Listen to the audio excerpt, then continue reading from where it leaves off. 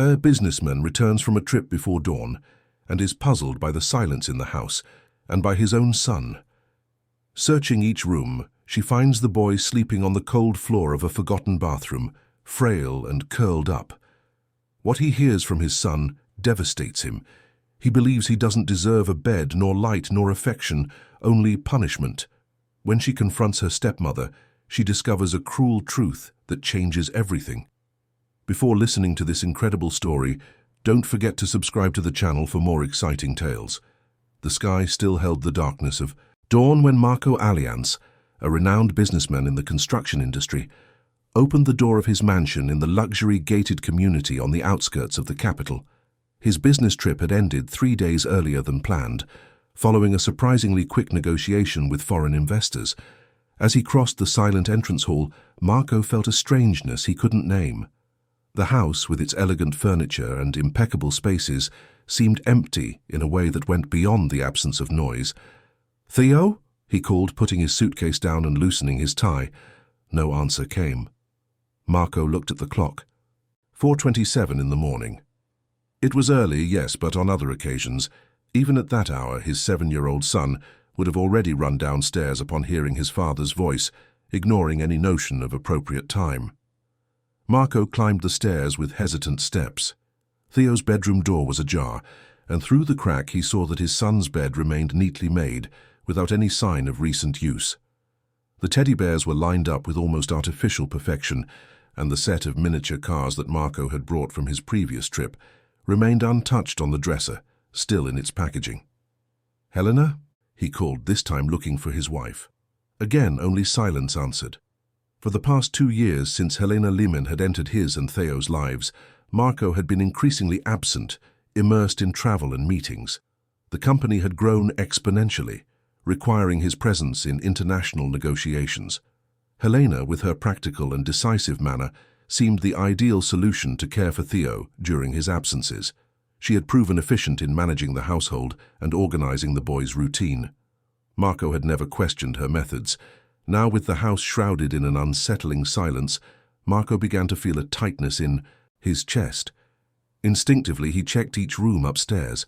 The master bedroom, where Helena should be sleeping, was in order, the bed slightly disheveled, indicating that someone had been there not long before. In the closet, Helena's expensive clothes and accessories occupied practically all the space, relegating his own belongings to a small corner. Marco went downstairs and checked the living room, the kitchen, the office. Nothing.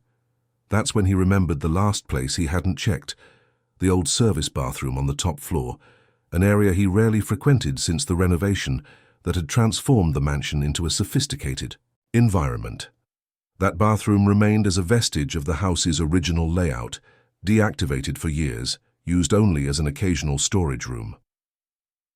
Climbing the steps of the staircase that led to the converted attic, Marco felt an inexplicable chill. The bathroom door was closed but not locked. When he opened it, what he saw froze his blood. Theo was huddled on the cold floor, wearing only a thin t-shirt that barely covered his small body. The boy slept in a fetal position, without a pillow or blanket, visibly shivering in the freezing environment. Beside him were a bucket of dirty water, a damp cloth, and a worn-out cleaning brush. "My God, Theo!" exclaimed Marco, immediately kneeling beside his son. The boy woke up startled, his eyes wide with panic. When he recognized his father, he showed no joy or relief. Instead, his tense body and apprehensive gaze revealed fear. "Dad came back early," Theo mumbled, his voice weak, almost inaudible. "What's going on here? Why are you sleeping in this place?" Marco asked, unable to fully process the scene before his eyes. Theo hesitated, glancing quickly at the door as if afraid someone might hear him. "This is my place." "Now," she finally replied in a monotone voice that seemed rehearsed.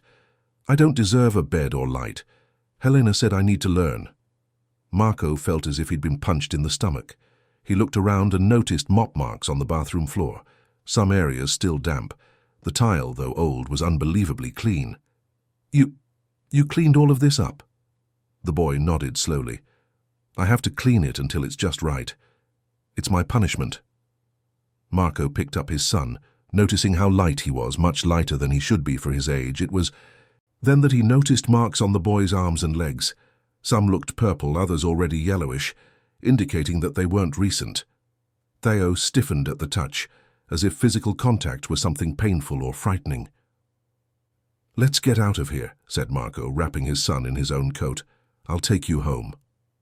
"But this is my place," Theo repeated, confused. "Helena will be angry if I leave without permission." Those simple words awakened in Marco a fury he had never felt before. A cold, controlled rage, far more dangerous than any emotional outburst. "No, son. Your place is in your bed in your room. Helena is wrong, very wrong."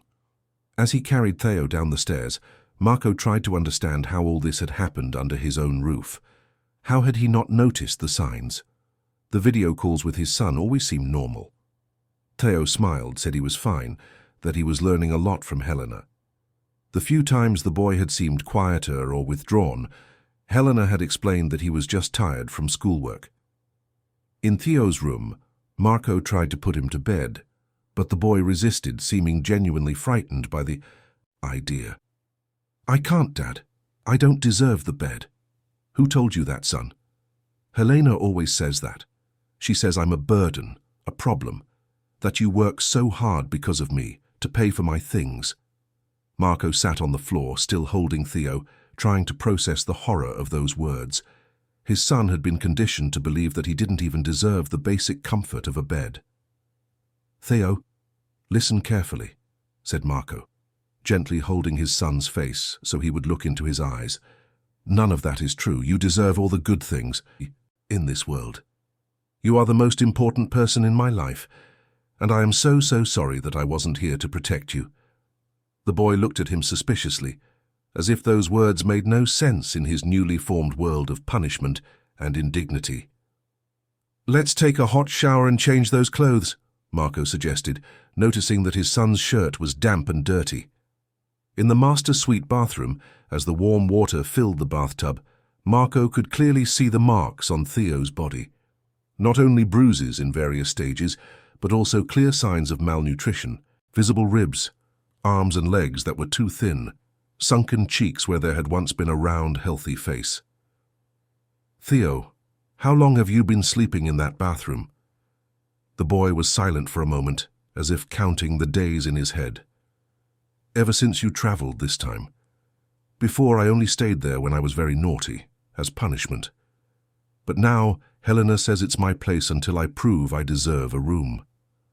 Marco felt tears burning his eyes, but he held back. He needed to be strong for his son now. "And what did you eat today, son?" "A bread roll for breakfast. Helena said that only people who deserve it get dinner." Each word was like a knife in Marco's chest. As he helped his son into the bathtub, he made a decision that would change the course of their lives forever. "I'm taking you to the doctor right now, Theo, and I promise none of this will ever happen again. Never again." While the boy was bathing, Marco went to his son's room and got clean clothes. That's when he noticed that most of the drawers were empty. Where there had once been a variety of colorful children's clothes, now there were only a few basic pieces, all in neutral tones. In the master bedroom closet, Marco opened his personal safe and retrieved important documents and a considerable sum of money. He didn't know exactly what he would do next, but he was certain of one thing: he would not spend another night under the same roof as Helena. When she returned to the bathroom, she found Theo still in the bathtub, staring blankly at the water, in an almost catatonic state. "Come on, son, let's get dressed and get out of here." "Where are we going, Dad?" asked Theo, his small voice revealing fear of the unknown. "First, to the hospital. We need to make sure you're okay. Then we'll go to a safe place." While helping his son get dressed, Marco heard the sound of a door opening downstairs. Helena had arrived. For a moment he considered confronting her immediately, but Theo's fragile state made him change his mind. Taking care of his son was the priority first. "Let's go out the back," she whispered to Theo. "Stay very quiet, okay?" The boy nodded, his face still marked by fear, but with a faint glimmer of hope in his eyes. That small gesture of trust was enough to strengthen Marco's resolve. He picked up his son, silently descended the back stairs, and headed for the garage. He placed Theo in the back seat of his car, covered him with a blanket he kept in the trunk for emergencies, and drove toward the nearest hospital. During the drive, Marco kept his gaze divided between the road ahead and the rearview mirror, where he could see Theo huddled under the blanket. "Everything will be all right, son," she promised, although she didn't know exactly how she would keep that promise. "From now on, I'll take care of you, always." As the car sped through the cold early morning towards the hospital, Marco already knew that nothing in his life would ever be the same. His career, his business, his social status, all of that had lost importance in the face of the only thing that truly mattered, the safety and well-being of his son. The hospital was surprisingly busy for that early hour.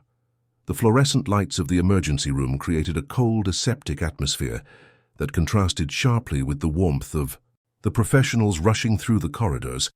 Marco carried Theo in his arms. The boy was now more awake but still frighteningly silent. At reception, a single glance from the attendant at the boy's condition was enough for them to be immediately sent to the pediatric ward. "The child's full name?" asked the receptionist, her nimble fingers already positioned on the computer keyboard. "Teodoro Alliance," Marco replied, realizing his voice was trembling. "He's 7 years old. And the reason for the consultation?" Marco hesitated, looking at his son, who kept his eyes fixed on the floor. How could he explain in a few words the horror he had just discovered?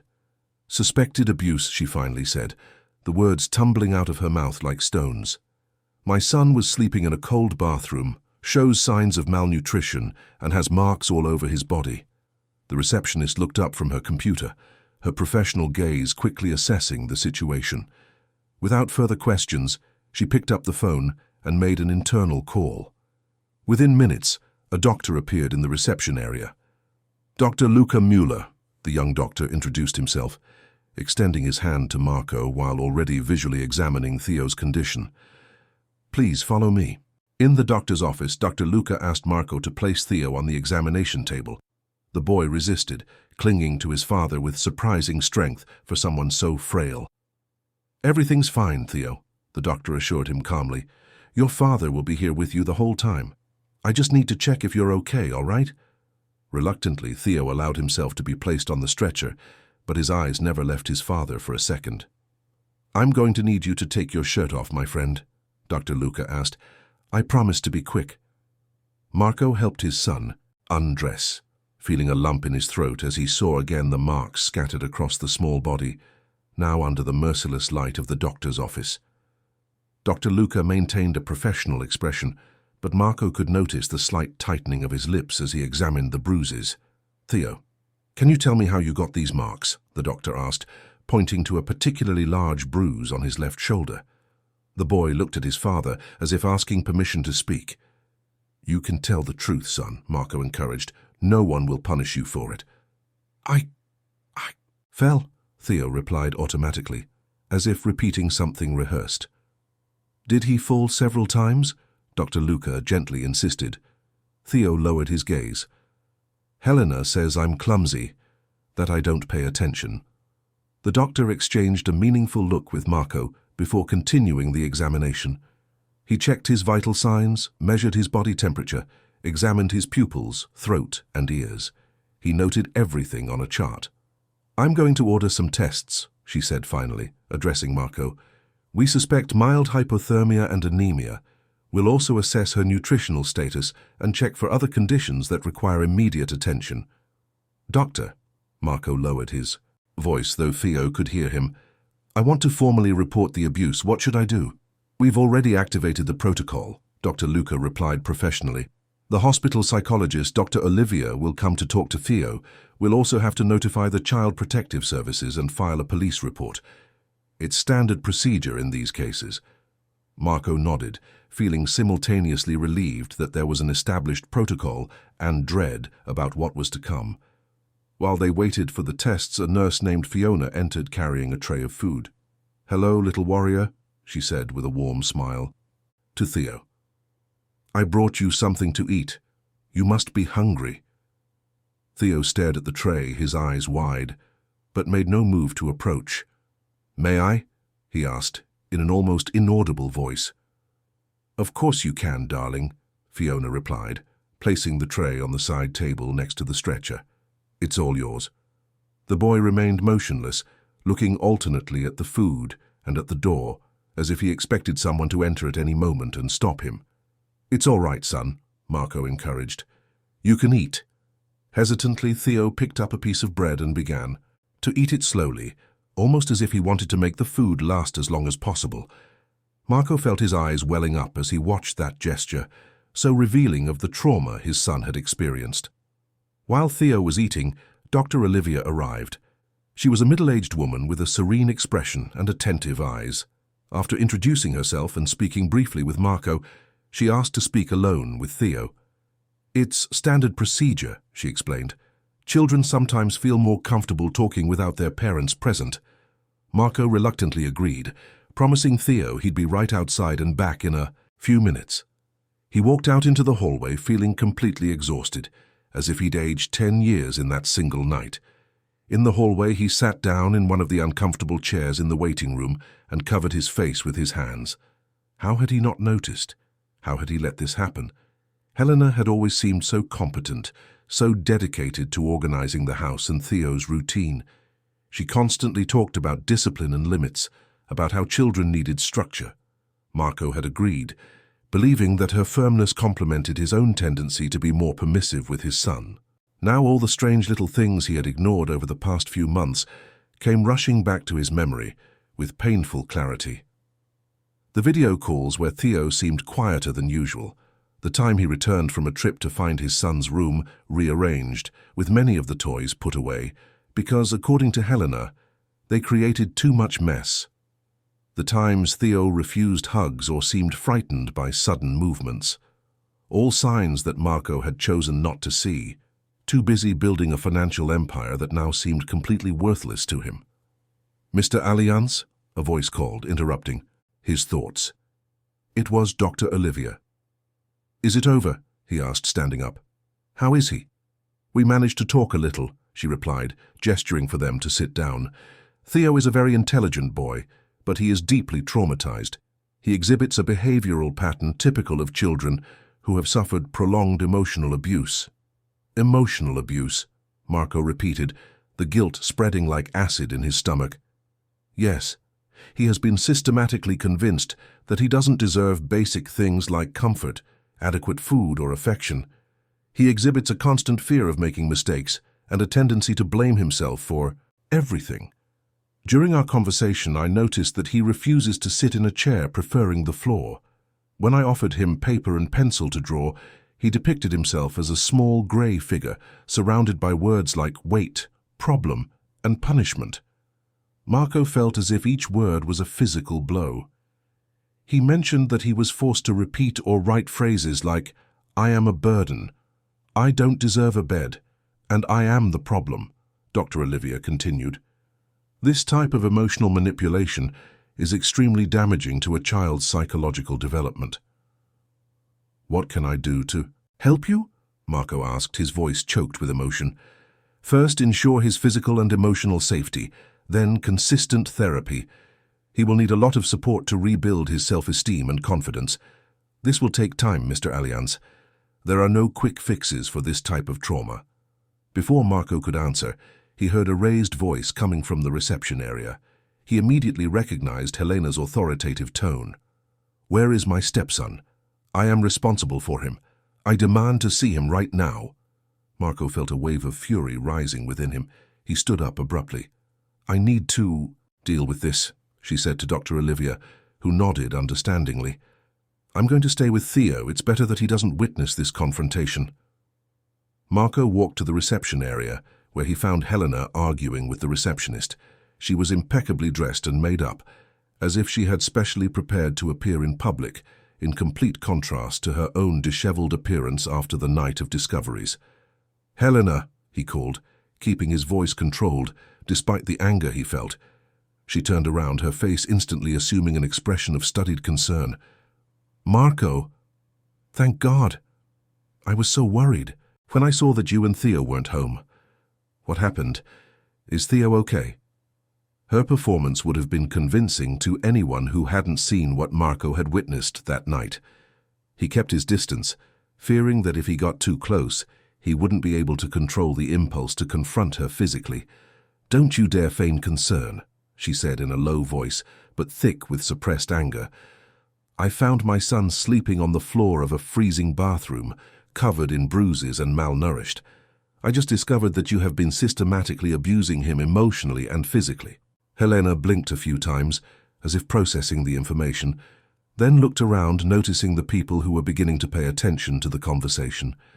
Her face hardened momentarily before returning to its worried expression. "Marco, darling, you're exaggerating. Theo is a difficult child, you know that.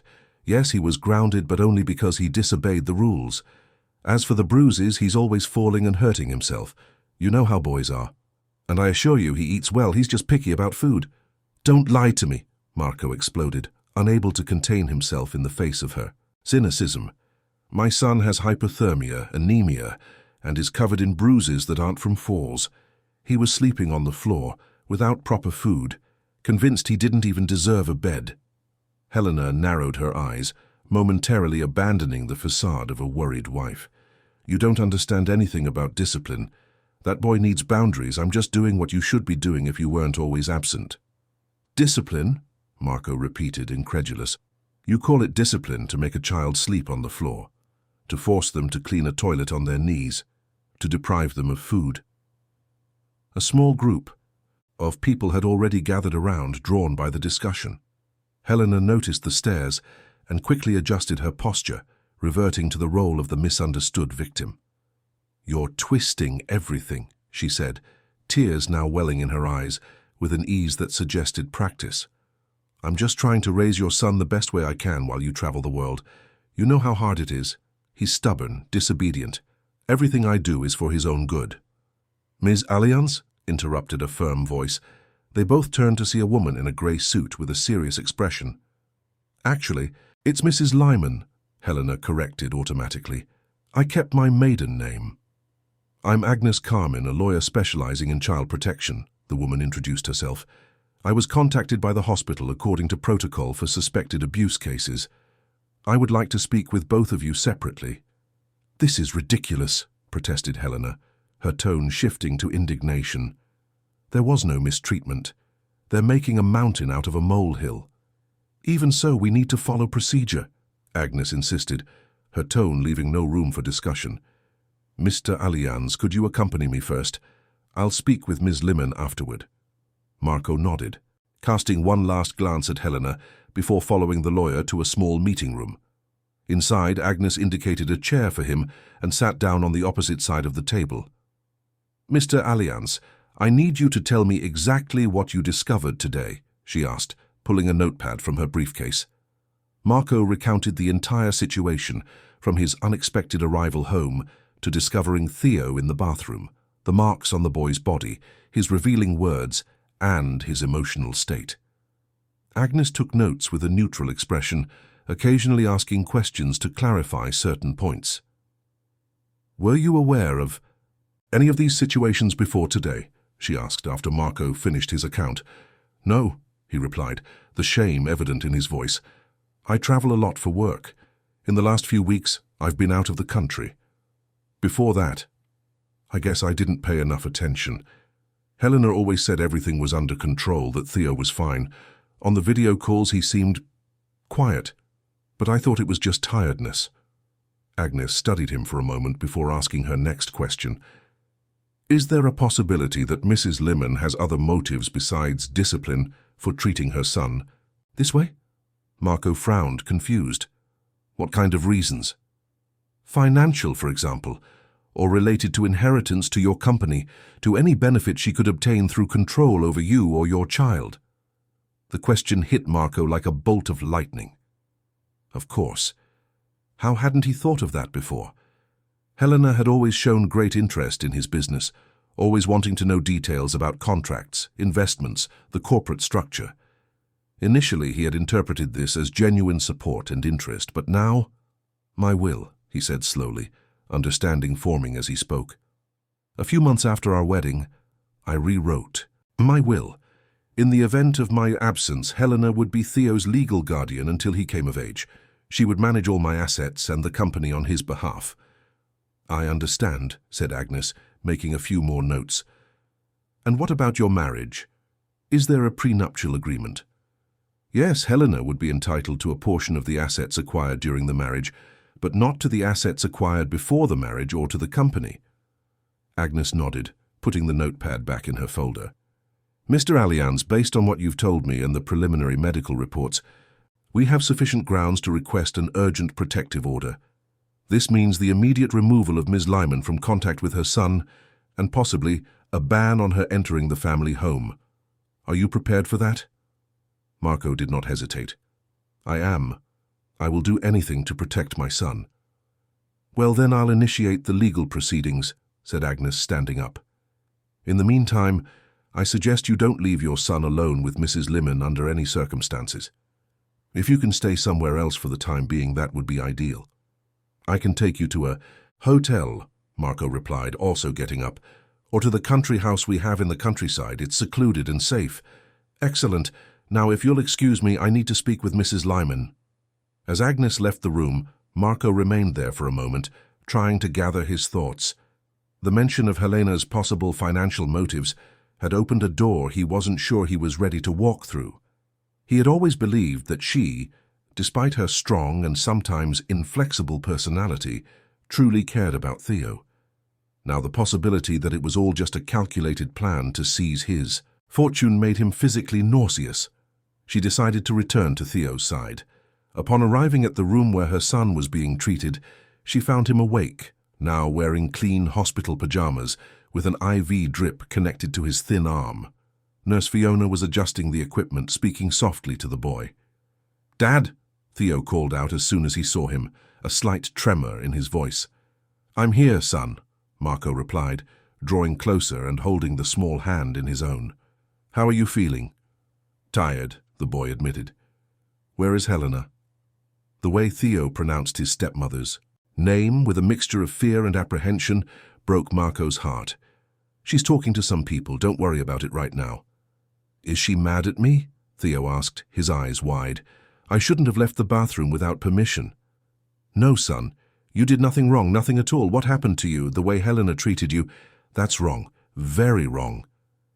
Theo seemed confused by this statement, as if he couldn't reconcile the idea that the adults in his life could be wrong. "Theo, dear," Fiona interrupted gently, "I'll leave you and your father to talk for a bit.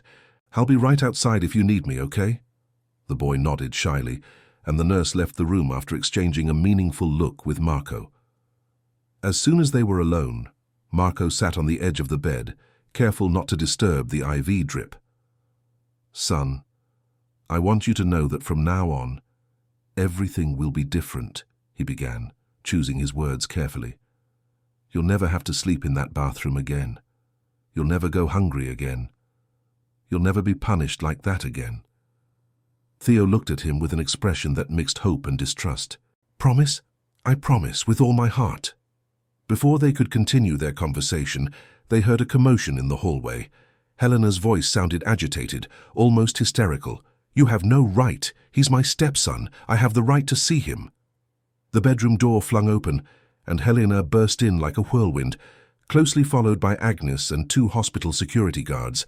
Upon seeing her, Theo visibly shrank back in bed, his face pale with fear. "Ah, there you are," said Helena, addressing Marco with barely disguised disdain. "Tired of making a scene yet? Can we go home now?" "You cannot. Enter here," Agnes said firmly. "Please leave immediately." Helena ignored her, approaching Theo's bed. "Come on, kid. Enough of this nonsense. You have homework to do, and that bathroom isn't going to clean itself." Theo began to tremble, silent tears streaming down his face. Marco stepped between Helena and their son, his expression harder than ever. "Get out! Now!" he ordered, each syllable laden with icy fury. "You'll never come near my son again." Helena narrowed her eyes, all pretense of maternal concern vanishing completely. "You're going to regret this, Marco. Do you know how much dirt I have on you, on your business dealings? Do you think you can just discard me?" Before Marco could answer, Helena leaned in slightly, looking over his shoulder directly at Theo. In a low but perfectly audible voice, she whispered, "You destroyed everything. Now he's going to hate you too." Theo began to cry silently, his small body shaking with stifled sobs. That was the last straw for Marco. With a gesture, he called the security guards. "Get her out of here, now." The two men grabbed Helena by the arms, leading her out of the room despite her protests and threats. Agnes stayed behind, her professional gaze assessing the situation. "This will be included in the report," she said, referring to Helena's veiled threat. "It strengthens our request for a protective order." Marco could barely hear, all his attention focused on Theo, who continued to cry silently. "It's all right, son," she murmured, hugging him carefully so as not to dislodge the IV. "She won't hurt you anymore. I promise." As he cradled his son in his arms, Marco felt a mixture of overwhelming guilt and unwavering determination. He had failed to protect Theo once. He wouldn't fail again. No matter what Helena tried, no matter what threat she made, he would fight with everything he had. For Theo, he would face the whole world if necessary. The 3 days that followed the confrontation at the hospital were a whirlwind of activity. Marco obtained a temporary restraining order, preventing Helena from approaching him or Theo, but he knew it would only be a provisional measure. For the protection to become permanent, he needed concrete evidence of the abuse, in addition to the testimonies and medical evidence already collected. With Agnes's help, Marco transformed a suite in the hotel where they were staying into a sort of headquarters. While Theo rested, accompanied by a private nurse hired to ensure his medical care, Marco worked tirelessly, gathering all possible information. "We need to review the security cameras in the house," said Agnes, organizing a stack of documents on the makeshift table. "How long does the system record and store the images?" 90 days, Marco replied, rubbing his tired eyes. "We have backups on our own server and in the cloud. I can request remote access to the system." "Great. This could provide crucial evidence of her behavior with Theo when you weren't around. We also need to check phone records, messages, emails, anything that might indicate premeditation or reveal her true character." Marco nodded, already typing commands on his laptop to remotely access the servers of the security company hired to monitor his home. While he worked, he couldn't help but periodically glance at his son, who was sleeping in the adjacent room, the door deliberately kept open so he could see him. In the few hours that Theo was awake, Marco watched with a heavy heart the evident signs of trauma. The boy asked permission for absolutely everything, to go to the bathroom, to drink water, even to change position in bed. When the meal was served, he looked anxiously at his father, as if expecting explicit permission to begin eating, and, worst of all, he continued to prefer sitting on the floor rather than occupying chairs or armchairs. "It will take time," explained Dr. Olivia, who continued to follow the case. "His behavior has been conditioned over months. Recovery won't happen overnight." Marco was willing to give his son all the time he needed. What he couldn't allow was for Helena to get away with it, or even worse, to maintain any kind of influence over Theo. "I did it," he finally announced after several attempts to access the system. "I'm on the security company's server." Agnes approached, glancing over Marco's shoulder as he browsed through the file folders. "Let's start with the last 30 days, she suggested, focusing on the common areas and Theo's room. Marco agreed and began downloading the corresponding files. While they waited for the videos to transfer, Agnes's cell phone rang. "Agnes Carmen," she answered, stepping back a few paces. After a brief conversation, she turned to Marco with a grave expression. This was from the office. "Helena is moving heaven and earth to reverse the protection order.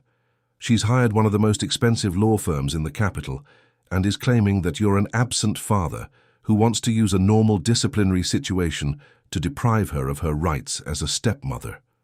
"Rights," Marco repeated, incredulous. "What rights does she think she has after what she did?" "Unfortunately, the system doesn't always work the way it should.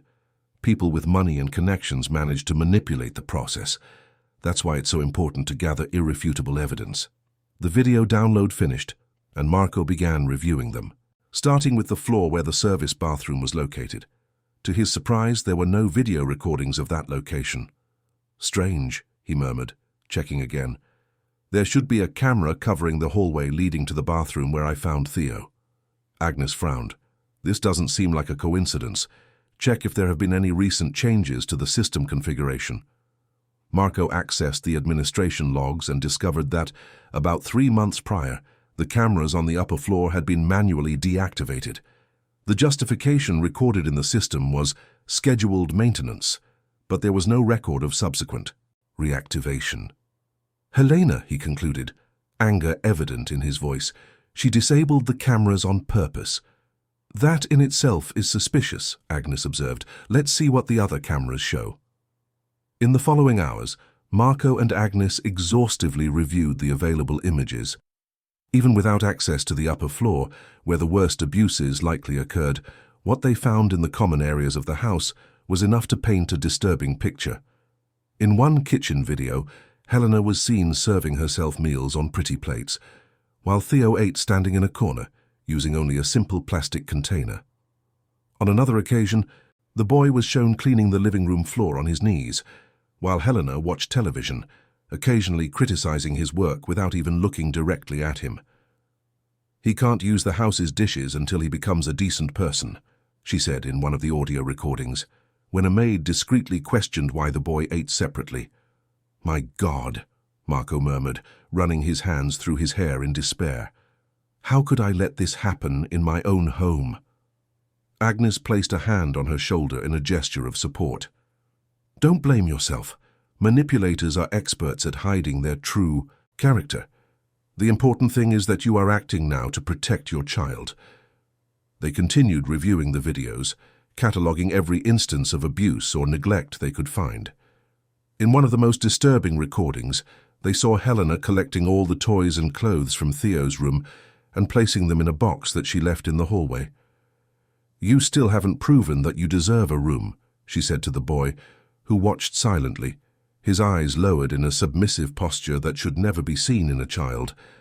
Marco felt his stomach churn at the scene. He was about to take a break when his cell phone rang. When he answered, he heard the voice of Felipe, the head of security at his company. "Mr. Alliance, I am at your residence as requested. The police are here with a warrant to access the local storage devices." "Great, Felipe. Please make sure they especially check the secondary backup system in my office. The password is in the safe. You know the code." "Yes, sir. There's one more thing. A woman came here asking for you. Rose Muller, she said she was the housekeeper at the house. Until a few months ago." Marco vaguely remembered Rose. She was an efficient woman who had worked for them for almost 2 years, but who had left suddenly. At the time, Helena had explained that Rose had resigned for personal reasons, and Marco, busy as always, hadn't questioned it. "What does she want?" he asked, intrigued. "She said she has important information about Mrs. Lyman and her son. She seems quite nervous, but persistent." Marco exchanged a quick glance with Agnes, who nodded encouragingly. "Ask her to wait there, we're on our way." After making arrangements for Theo to be under the care of the nurse and an additional security guard at the hotel, Marco and Agnes headed to the mansion. During the drive, he couldn't stop thinking about what Rose might know. If she had worked at the house during the period when Helena began abusing Theo, she might have witnessed situations that the cameras hadn't captured. Upon arriving, they found Rose in the living room, a middle-aged woman with a tired but determined expression. Upon seeing Marco, she stood up immediately. "Mr. Alliance, thank you for receiving me. I know you must be going through difficult times." "Rose?" he greeted, extending his hand. "Felipe said you have information about my son." Rose nodded, her expression serious. "I never wanted to leave here, Mr. Alliance. Mrs. Lyman fired me after I questioned how she treated little Theo. She threatened me, saying that if I said anything, she would make sure I never worked in any family home in the capital again." Marco felt a renewed wave of guilt, yet another thing he had allowed to happen by not being there, by blindly trusting Helena. "Why didn't you contact me sooner, Rose?" "I tried, sir. I called your office several times, but the calls were never transferred. I sent emails that were never answered. After a while, I realized that Miss Lyman was intercepting my attempts to contact her." Agnes, who had remained silently observing, intervened. "Mrs. Muller, what exactly did you witness while working here?" Rose opened her bag and took out a small notebook with a black cover. "I started documenting everything when I realized something was wrong. At first, it was small things. She would yell at the boy for trivial reasons, send him to his room without dinner for minor infractions. But it got worse. She started taking away basic privileges from him, toys, books, even comfortable clothes. She said he needed to earn the right to these things." Marco flipped through the notebook, each page a new stab to his heart. Rose had meticulously documented dates, times, and detailed descriptions of the abuse. There were even some discreet photographs showing marks on Theo's arms on different occasions. "That is—" He couldn't finish the sentence, emotion blocking his voice. "There's more," Rose said, picking up her cell phone. "One day I overheard her talking on the phone with someone. It sounded like a very intimate conversation. From the tone, I suspected it might be a lover. She didn't see me and, well, I decided to record it." Rose played the audio. Helena's voice sounded clear and cold. "I intend to endure this marriage only until I secure what is mine. After that, that boy will go to a boarding school far away.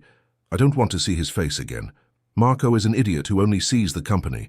He hasn't even noticed that I've already transferred a considerable portion to offshore accounts. Yes, the divorce is planned for after I gain full access to the shares. It's only a matter of time." Agnes looked at Marco with a serious expression.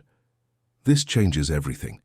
It's not just a case of abuse, but of financial fraud and conspiracy." Marco barely registered the financial implications. His mind was fixed on the cruel words about his son, about sending him away. The mere thought that Helena planned to get rid of Theo as soon as she got what she wanted made his blood boil.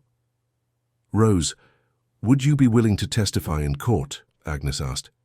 "Absolutely, that's why I kept all of this. I knew it would be necessary someday. I just didn't know how to get the information to Mr. Allianz." "Why did you decide to come now?" Marco asked. "I saw it on the local news, a small note about a businessman who took his son to the hospital on suspicion of abuse.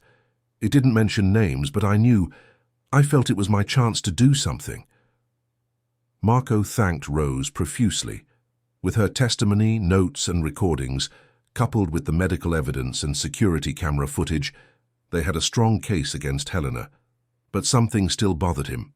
"Agnes, this is all about what she did with Theo. But what about the allegations of misappropriation of funds? If she really is transferring money to offshore accounts, we need to initiate a forensic audit immediately," Agnes agreed. "I have a colleague who specializes in financial crimes. We can add those charges to the case." While they were discussing the next steps, Felipe appeared at the door of the room, accompanied by a police technician. "Mr. Allianz, we were able to recover the videos from the secondary backup system, including those from the upper floor that had been deactivated on the main server." Marco felt a chill. Part of him wanted to see exactly what Helena had done to his son, but another part feared he wouldn't be able to bear it. "How bad is it?" he asked, his voice low. Philip hesitated, which was answer enough. "We have videos of her locking the boy in the bathroom, sir, forcing him to repeat self-deprecating phrases. On one occasion, she left him there for more than 12 hours, without food or water." Marco closed his eyes, trying to control the anger that threatened to consume him. When he opened them again, his determination was renewed. "I want to see everything. Every second. I need to know exactly what happened to my son." Agnes touched her arm gently. "Are you sure? This could be extremely painful." "I do. I need to face this. I need to understand what I allowed to happen while I was busy building an empire." In the following hours, in a room improvised as an operations center, Marco forced himself to watch the recovered videos. Each image, each cruel word Helena directed at Theo was like a twisted knife in his chest. He saw his son being systematically humiliated, deprived of basic needs, forced to accept treatment that no human being, much less an innocent child, should have to endure. In one of the most disturbing videos, Helena is shown taking Theo to the upstairs bathroom late at night.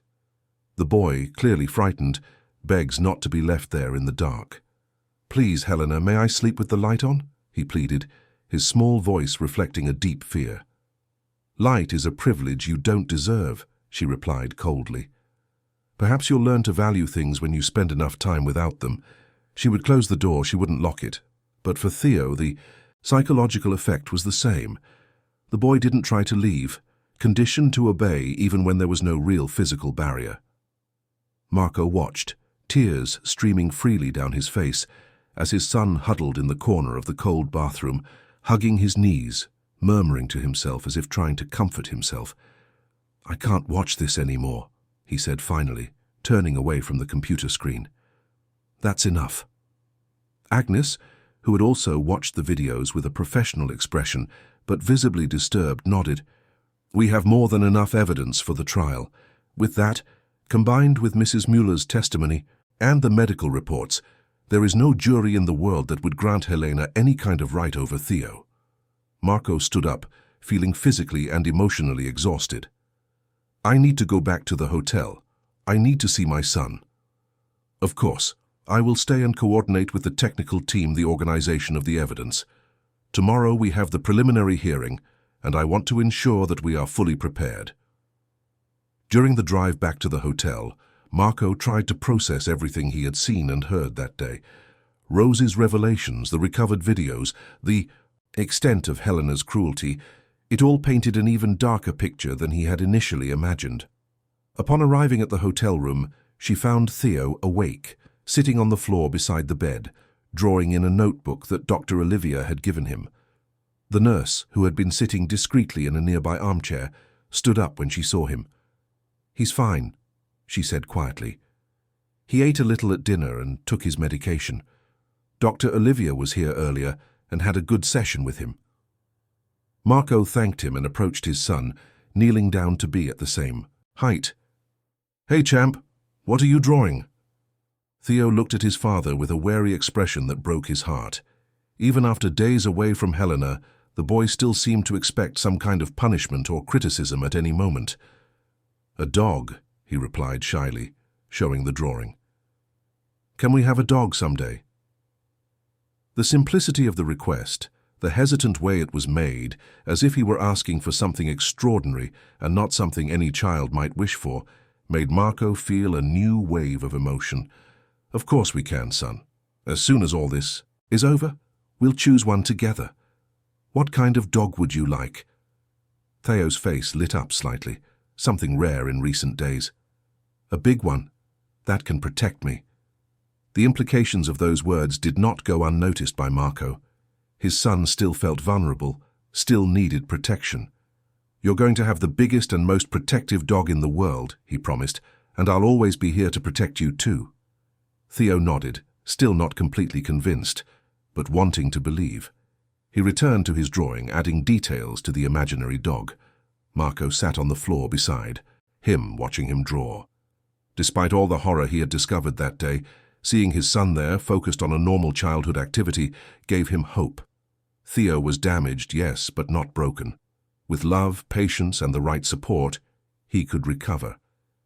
And Marco was determined to give him all of that, no matter the cost. "Dad," Theo called after a few minutes of comfortable silence. "Yes, son." "Helena isn't coming back, is she?" The question, asked in a trembling voice, revealed the underlying fear that still haunted the boy. "No, Theo, she'll never hurt you again, I promise." Theo seemed to ponder this for a moment, as if trying to assess whether he could truly trust that promise. Finally, he put the crayon aside and looked directly at his father, something he had rarely done since the rescue. "Why didn't she like me?" The simple question caught Marco off guard. How could he explain the calculating cruelty of an adult to a 7-year-old? How could he make him understand that the problem had never been him, but Helena's greed and coldness? "Son, some people have an emptiness inside them. They can't love or care for others the way they should. The problem was never you. You are perfect exactly as you are. The problem was hers, and hers alone." Theo processed this information slowly, his eyebrows furrowed in concentration. "But you like me, right?" he finally asked, the vulnerability in his voice breaking Marco's heart once more.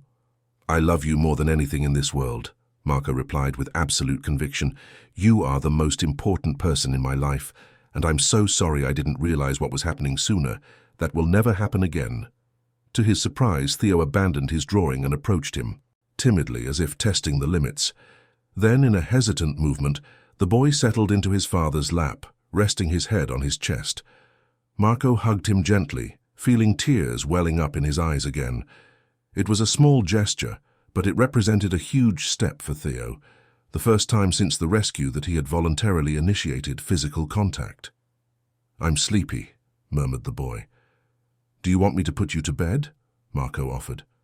Theo shook his head negatively. May I stay here? Of course you can, son, for as long as you want. He gently cradled Theo in his arms. Marco reflected on everything he had discovered that day. The evidence against Helena was overwhelming, both regarding the mistreatment and the possible financial fraud. The hearing the following day would be just the first step in a process that promised to be long and painful.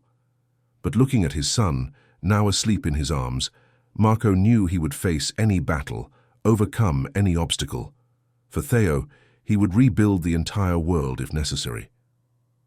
On the morning of the preliminary hearing, the sky dawned heavy with grey clouds, as if nature itself reflected the gravity of the moment. Marco adjusted his tie in front of the hotel room mirror, trying to maintain his composure despite the anxiety he felt.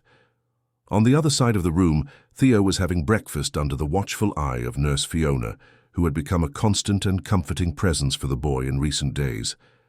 Dad, are you coming back soon? Theo asked, his voice still small, but with a slightly more confident tone than in the first days after the rescue. Marco approached and knelt beside the table where his son was eating. I'll do everything I can, champ. Today is an important day. I'll talk to a judge about everything that happened to make sure you're always safe. Will Helena be there? The fear was evident in the question. Probably yes, Marco answered honestly. He had learned from Dr. Olivia that, although he should protect Theo, he shouldn't lie to him. That would only increase his anxiety and undermine the trust they were trying to rebuild. But you don't need to see her. You'll stay here with Fiona, and I'll be back as soon as possible. Theo nodded, turning his attention back to the cereal. Marco exchanged a glance with Fiona, who smiled encouragingly. In recent days, the nurse had proven herself not only competent in medical care, but exceptionally skilled at helping Theo feel safe. He's eating better today, she commented quietly, as Marco walked away to get his briefcase. And he slept through the night in bed without nightmares. This is wonderful, Marco replied, feeling a wave of relief. They were small victories, but significant considering the trauma the boy had suffered. Before leaving, Marco hugged Theo, feeling his son return the hug with a little more force than in previous days, another small sign of progress that warmed his heart. Remember, son, you are strong, you are important, and you are very loved, he said, repeating the positive affirmations that Dr. Olivia had suggested to help rebuild the boy's self-esteem. Leaving the hotel, Marco found Agnes waiting in the car. The lawyer was impeccably dressed, a thick briefcase of documents on the seat beside her. Good morning, she greeted as Marco got into the vehicle. Ready for today? As ready as I can be, he replied, settling into the passenger seat. How are things on your end? Organized. We have the medical evidence, the statements from the hospital staff, the recovered videos, Mrs. Muller's testimony. It's a strong case, Marco. Very strong. Marco nodded, looking out the window as the car sped through the streets of the capital. The city seemed different now, as if his entire perception of the world had been altered by the events of the last few days. Agnes, he began after a few minutes of silence. What if that's not enough? What if she somehow manages to convince the judge that it was all just strict discipline? Or worse, what if she manages to paint me as the villain for being an absent father? Agnes glanced at him briefly before turning her attention back to the traffic. It's natural to have these fears, but I want you to know one thing. Cases like this, with evidence as compelling as ours, are rarely lost. Judge Victor Ollins is known for his firm stance in child protection cases. He will not be easily manipulated. Do you know him personally? I worked on a few cases in his court. He's a fair man who puts the child's well-being above all else, and that's exactly what we want. Agnes's response brought some comfort, but Marco still felt a knot in his stomach, thinking about the confrontation to come. It wasn't just the hearing itself that worried him, but also the emotional impact of being face to face again with Helena, the woman who had betrayed his trust in the cruelest way possible. Upon arriving at the courthouse, they were greeted by an unexpected scene. A small group of reporters was waiting at the entrance, cameras and microphones at the ready. Marco frowned, confused. What's going on? This should be a confidential process, shouldn't it? Agnes seemed equally surprised. Cases involving minors are usually kept confidential. Someone must have leaked the information. Before they could decide how to proceed, one of the reporters spotted Marco, and the group surged forward like a wave. Mr. Allianz, is it true that your wife has been accused of mistreating your son? Could you comment on the allegations that you were absent for months while your son was suffering? There are rumors of a financial dispute involving your company. Is this related to the accusations against Ms. Lyman? The questions came from all sides, intrusive and sensationalist. Marco felt anger rising within him, but Agnes placed a hand on his arm, a silent reminder to maintain his composure. No comment, she said firmly, pushing her way through the reporters. We respect the legal process and the privacy of the minor involved. We ask that you do the same. They managed to get into the building, leaving the commotion behind.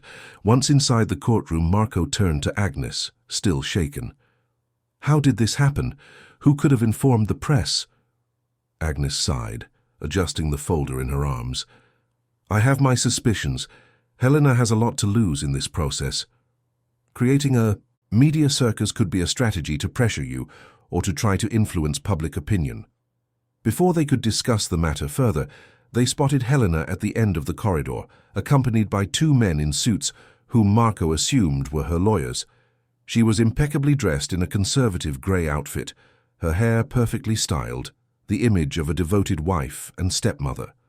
Upon seeing them, her face assumed an expression of studied sadness, almost convincing to anyone who didn't know her true nature. Ignore her, Agnes whispered. Don't give her the satisfaction of a reaction. Marco nodded, taking a deep breath to control the fury he felt upon seeing her. They walked towards the courtroom, passing Helena and her team without recognizing her. The room was smaller than Marco had imagined, with dark wood walls and a solemn atmosphere. Judge Victor Ollins was already in his seat, a middle-aged man with a serious expression and sharp eyes. After the initial formalities, the hearing began. Helena's lead lawyer, a man with a melodious voice and elegant gestures, presented his arguments first.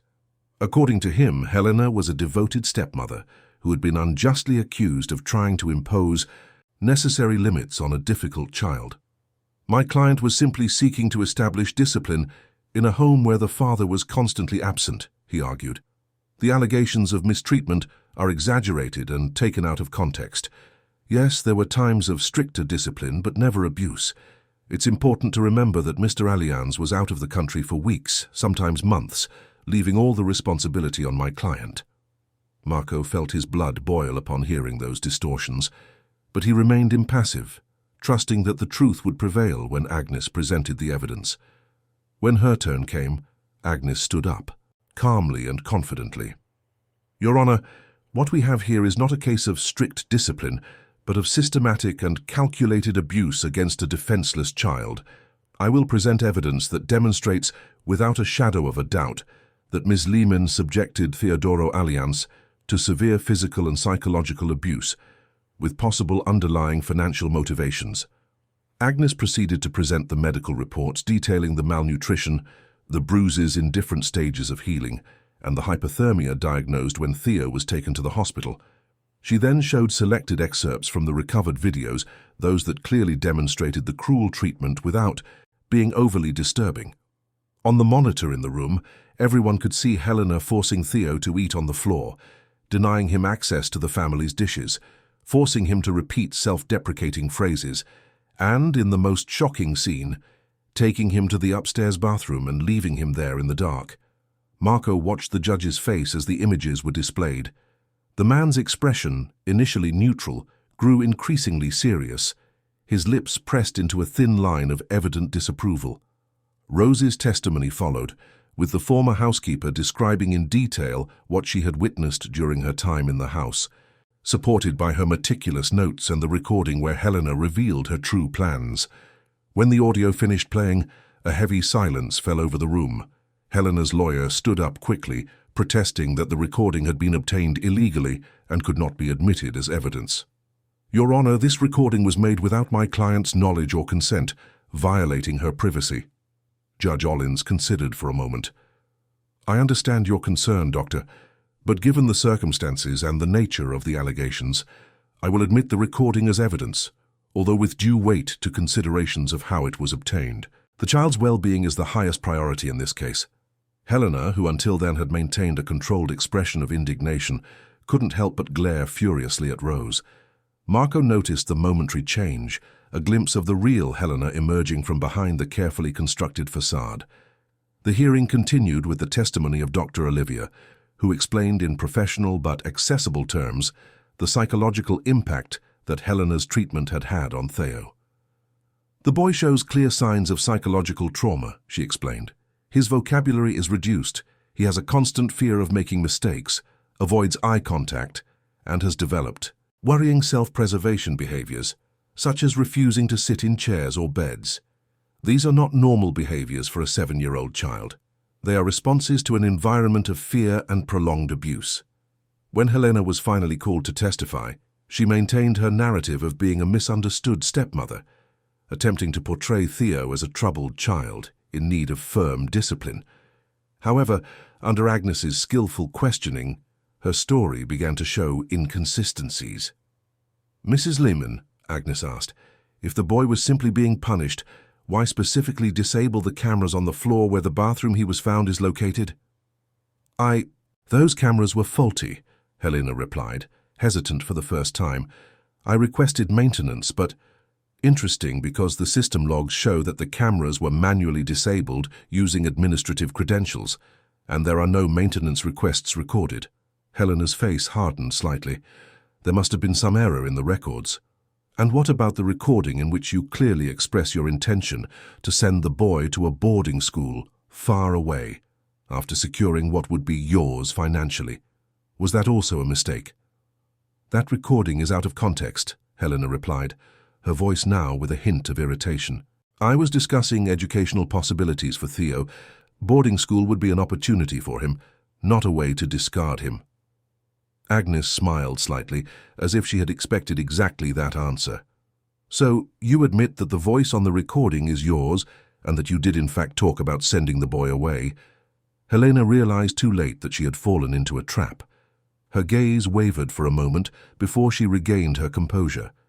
"Yes, it's my voice, but as I said, the context was distorted." After hours of testimony and evidence, Judge Ollins announced that he would make his decision regarding temporary custody and protective measures. While they waited, Marco and Agnes remained in the waiting room, both emotionally and physically exhausted. "You were amazing in there," said Marco, genuinely impressed by Agnes's ability to dismantle the narrative carefully constructed by Helena. "I was just doing my job," she replied with a slight smile. "But I admit that cases like this are personally important to me. No child should have to go through what Theo went through." After nearly an hour of deliberation, they were called back into the room. Judge Ollins, with a grave expression, announced his decision. "After considering all the evidence presented, I grant sole temporary custody of Theodoro Alliance to his father, Marco Alliance. Additionally, I issue a restraining order prohibiting Helena Lehman from approaching within 200 meters of the minor or his father and from entering the family residence. Ms. Lyman must also undergo a full psychological evaluation and will have her financial assets frozen pending investigation of allegations of misappropriation of funds." Marco felt immense relief upon hearing those words. Beside him, Agnes discreetly squeezed his arm in a gesture of support and congratulations. Helena, on the other hand, couldn't maintain her facade. She stood up abruptly, her face contorted with fury. "That's absurd. I'm the only one who truly cared about that boy, while this man was too busy with his business to be a present father." Judge Ollins looked at her sternly. "Ms. Lyman, I suggest you restrain yourself. Any further disrespect towards this court will result in consequences." Helena's lawyers pulled her back into her seat, whispering urgently in her ear. She visibly composed herself, but her eyes, fixed on Marco, conveyed a clear message of anger and a promise of retaliation.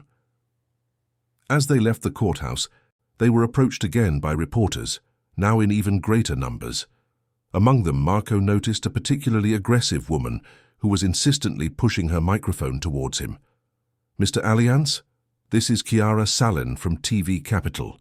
Sources claim that your wife is being unfairly accused and that you are using your financial influence to destroy her after she discovered irregularities in your business dealings. What do you have to say about this?" The question, laden with false insinuations, caught Marco off guard. Before he could answer, Agnes intervened. "These allegations are completely unfounded.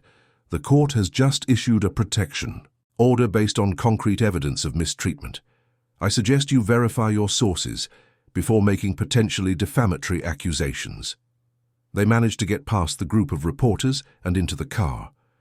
On the way back to the hotel, Marco remained silent, processing everything that had happened. "Don't let that reporter bother you," Agnes finally said. "Helena is probably trying to control the narrative in the media. It's a common tactic in high-profile cases like this." "That's not what worries me," Marco replied slowly. "It's her determination. I saw it in Helena's eyes. She won't give up easily. That's why we have protective measures in place, and we're going to reinforce security around you and Theo." Upon arriving at the hotel, Marco found his son in the company not only of Fiona, but also of Dr. Olivia, who had made an unscheduled visit. Theo was sitting in a chair, not on the floor, Marco noticed with a leap of hope, drawing in his notebook while conversing quietly with the psychologist. "Dad!" exclaimed the boy upon seeing him, quickly standing up. Although he still didn't run to hug him as he had before the trauma, there was a gleam in his eyes that Marco hadn't seen in a long time. "Hey, champ, how was your day?" "Dr. Olivia brought a new game," Theo replied, indicating a colorful box on the table. "It's about feelings. Each color means something." "That sounds interesting. Did you like it?"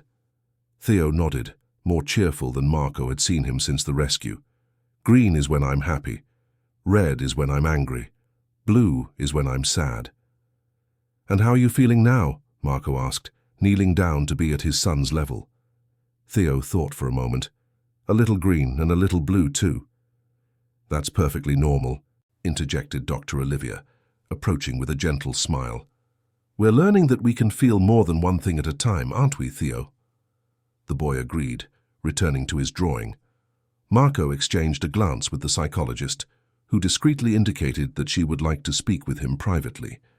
After ensuring that Theo was comfortable continuing his activity with Fiona, they moved away to the small kitchen area of the suite. "How is he really doing?" Marco asked in a low voice. "Making remarkable progress considering the circumstances," replied Dr. Olivia. "Today was the first time I've seen him sit spontaneously in a chair without being encouraged. He's also communicating more openly and beginning to express his feelings instead of suppressing them." Marco felt a wave of relief. This is wonderful." "Yes, but we still have a long way to go," she warned. "Theo showed interest in an exercise I did with him today. I asked him to draw a safe place, a place where he felt protected and happy. He drew a house far from the city, with trees and a dog. When I asked who would be there with him, he drew only himself and you. I think it would be beneficial for his recovery process if they could get away for a while, once the legal situation is stabilized." Marco nodded slowly. "The country house. I mentioned that possibility to Agnes today. It's secluded, peaceful, and has lots of open space. We could go there as soon as it's safe. I think that would be an excellent idea.